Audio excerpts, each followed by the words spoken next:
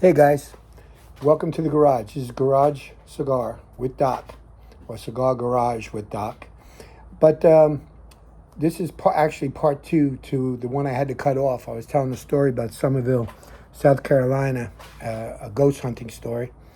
And for those of you who are just starting here, I was smoking a cigar. It was a Presidente,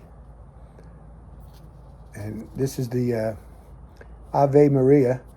And it was a 7.5, 54 ring, big cigar.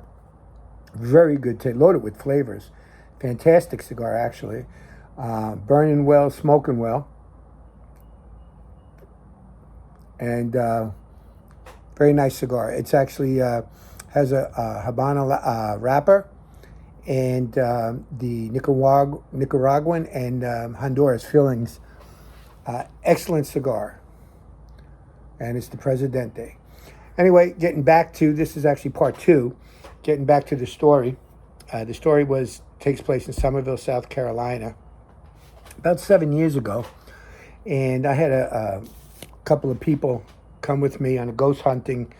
There was a woman who contacted me, and she claimed that she needed help, that things were happening in the house. When she was asleep, she was being touched in bed. She saw something in her doorway. She'd hear noises in the kitchen. She'd go out and the cabinets would be open, the drawers would be pulled out, things like that, footsteps. So it was a small house.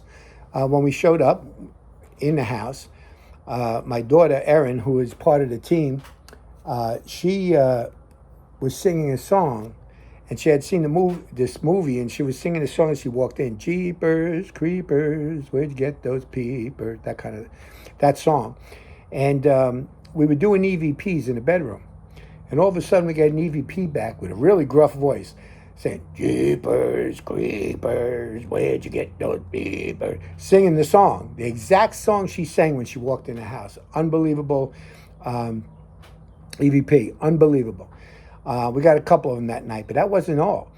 There was a point in the night where I was asked to bless the house. Now, I am an ordained minister. I've done exorcisms. In fact, I did the second exorcism on Maurice. They're all Maurice. If you look up exorcism of Maurice on YouTube, you'll see it. You'll see his complete face change. You'll see a real exorcism. It's the only time I ever saw levitation. When I got to the house there, that's another story. And I'll tell that, but it's a little bit longer, and it's really a tough story. But this one, I was blessing the house. I blessed a living room, walked into a kitchen. As I was blessing the kitchen, the person was behind me taking pictures. So my daughter was also taking pictures.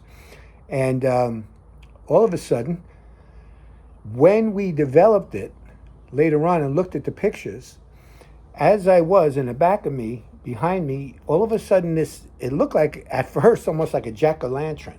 But then it morphed into this horrible face. Just as the face appears on the film, my daughter yelled, "Look at your feet." And I looked down, and it looked like a snake of smoke, black smoke, weaving through my feet, trying to attack me. And of course, I had to go at it and cast it out. At that point in time, the doors flew open. A couple of other things happened, some banging.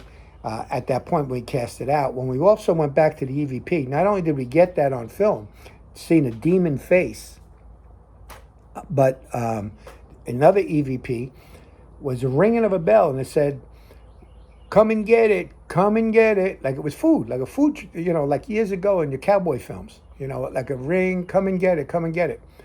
So we did some research after the haunting, and the haunting calmed down. The blessing of the house worked. It was actually a blessing of the house, and it seemed to have worked. But when we did the EVP there, and we set it up and we listened to it, cleared it up a little bit, it actually sounded like people coming in to eat.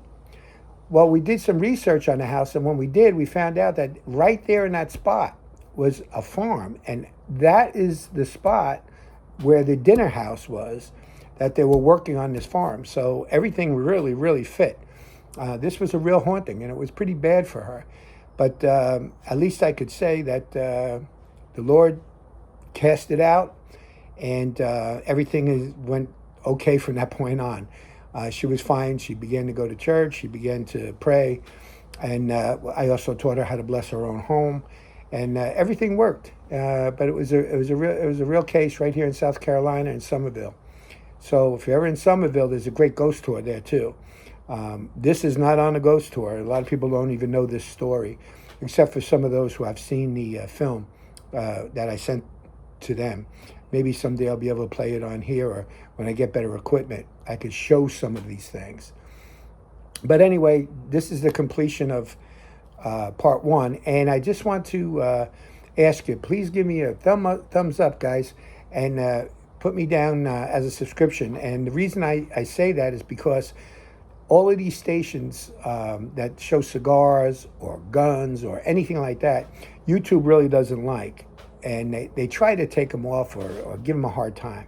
So whenever you look at these cigars or something like that on there, and it's just give the guys a thumbs up, put it in your subscriptions, because that way they'll keep us online here. And that's appreciated. That's really appreciated. So obviously you could tell that I'm from New Jersey, but North Jersey, Jersey City, but and Hackensack. But that's where I grew up, and I have a lot of stories that come from even up as far as New Jersey. So I also was able to go to Israel, Mexico, and a lot of other countries where I dealt with not only spirituality, but I also preached. I have some stories about some very secret things that happened in Israel, in ministry. Okay, not politics or anything, but in ministry, to talk about in the future. So I would just appreciate it if you would give me a thumbs up on this, and put me down as a subscription so that I can move up in the ratings. Some people could see me, and you're always welcome to my garage. In fact, this is part two because it's a real garage, and my neighbor was mowing his lawn. I had a cut. So I just want to say God bless, take care, have a good one, see you next time.